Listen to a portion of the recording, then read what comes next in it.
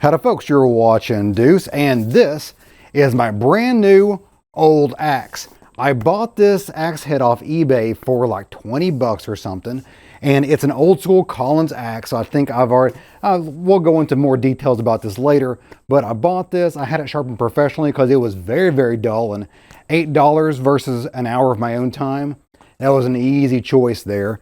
But I grabbed myself a brand new hickory handle, handled it up. The first time I've handled an axe or rehandled an axe is right here. Actually, that's a lie. This is the second time. The first time was this guy right here because I broke the axe handle on this, which started me down this rabbit hole of replacing axe handles. You can see the head of that axe is not exactly square with the handle anymore, so it's broken right about there. Let's see if I can get it to just crunch off here. There we go. Now we have an axe head, which is a little bit of handle left in there that we can drill out. Okay folks, the original plan for this video was for me to stumble and bumble through the rehandle process with this axe head. This is a 2¼ pound boy's axe head that I am putting on a full-size handle. As you can see, I accomplished that goal, but it is an awful process for you to see, especially with me being inexperienced. I look like a monkey humping a football throughout this entire process, namely because the size of the eyelet in the tiny axe head here was about half the size of the handle that was meant to stick up in there. So it was quite a pain, and I'm going to skip that process. I'm going to fast forward to my second axe handle replacement here with the Collins axe head, a 3½ pound axe head here, on again a full-size adult 34-inch handle. Originally, I got this axe head off eBay, and the seller had chopped off the handle for shipping because I guess the handle was already ruined.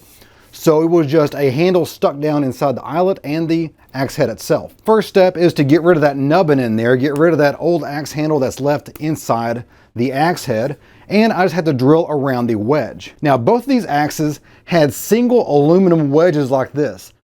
I'd never come across this before. I'd always come across the wooden wedge with the aluminum or metal wedges shoved in there for extra support. I never come across this before. It's a stepped wedge, but it's a great big huge one that goes all the way across the entire handle. And there I'm using a piece of scrap flooring to pound out the little bit of axe handle still left in there, and then looking at the eyelet and the condition of inside the axe head, and it is very good. The Collins company, back when it was still made in the United States, knew what they were doing when they made this sucker. And now the next step is to test fit the axe handle to the axe head. And you can see that it does not fit at all. It does start in there, but she's just too wide and not really shaped the same way as that axe head eyelet there. It's just a little bit too uniform from top to bottom, and this, of course, is more of a teardrop shape right there. The general technique I used was basically test fit with a dead blow hammer, so I didn't really force it. And then I would take the axe head off. I would see where the indentions were, where it was hitting hardest, hitting first onto the axe eyelet. And then I used a Sharpie and I marked that. I marked where the high spot was and then removed that spot and then test fit again. And I went back and forth on that for almost an hour. I was listening to a podcast. That's why there's no audio there.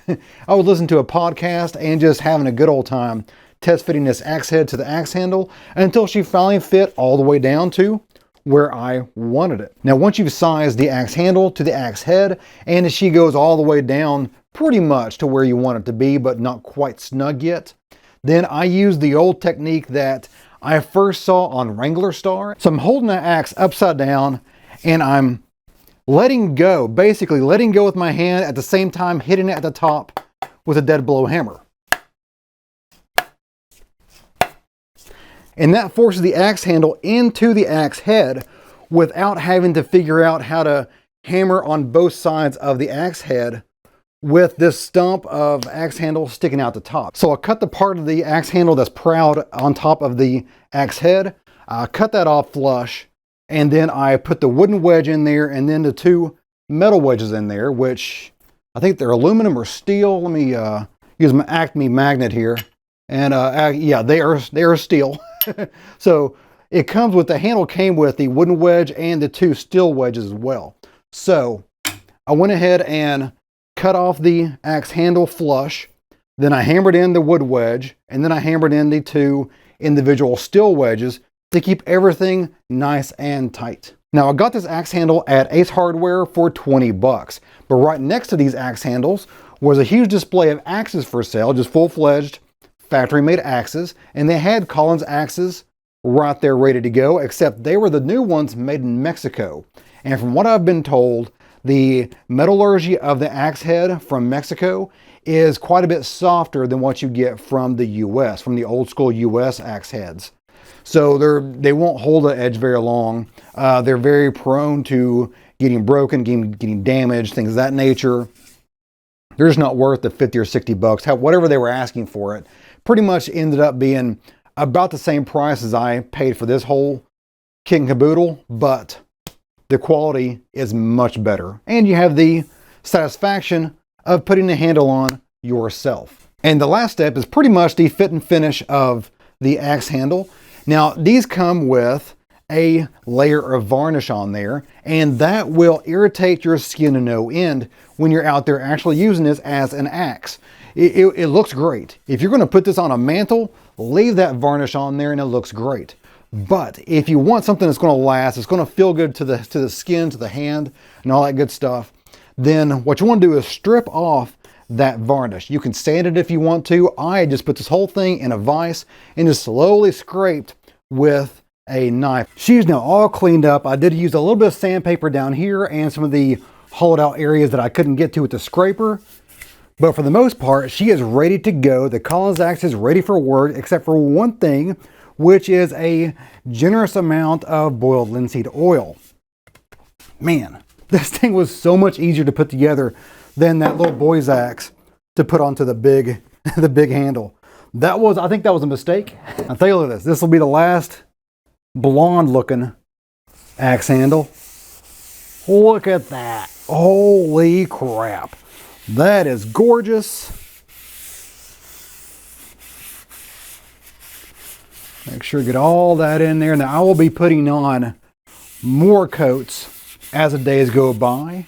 Generally for the first week, you want to put a coat on every day. Let her dry. And then do that every day for a week. And then every week for a month. And then for that point forward, about once a month or so. The last thing to do is take these old axes out to the woods and give them a try. Now, this is not a purposeful artistic shot. I forgot to set up the autofocus on my camera. So, because remember, I'm a one-man band here. So both these worked great. And I have to report that I really did like the extra long handle on a boy's axe head. It works. My theory, it actually works. I was kind of worried about it because the axe handle is heavier, quite a bit heavier than the axe head. And I was worried that would kind of get me off balance or whatnot. It does not. It works great. It's not quite as well balanced as a traditional axe head on the exact same length handle. Yeah. But this is a great addition to my axe collection, which now I've got 2 full-size axes, and then I've got 2 decent-sized hatchets as well. I am not Paul Bunyan by any stretch of the imagination. So this 3.5 pound axe head is plenty for me.